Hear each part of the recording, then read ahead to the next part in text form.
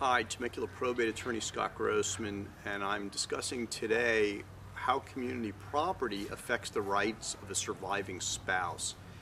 Community property is really important when your loved one dies and they've got some assets that look like they're going to need to go through probate. Now remember, community property and separate property only apply to married couples. This really doesn't have anything to do with their children or their grandchildren. So the person that this is important for is the surviving spouse, the surviving husband or the surviving wife. If your spouse has died and they held property in their own name, but that property is community property, then you as the surviving spouse will want to assert your rights to that property. There are a couple of different ways to do this.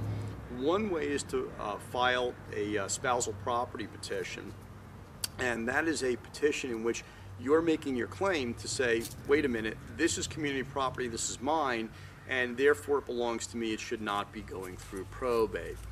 The other way to do it is to have the property go through probate, but in the course of probate, you're going to identify it in the inventory and appraisal as community property, and it gets you the same result. That result is, this is all your property because it's community, it will all go to you as the surviving spouse.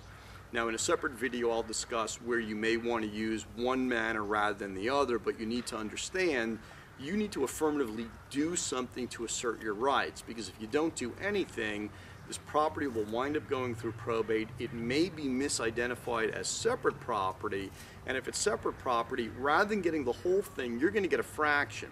And that fraction will either be 1/3 or 1/2 depending upon whether you've got kids or not.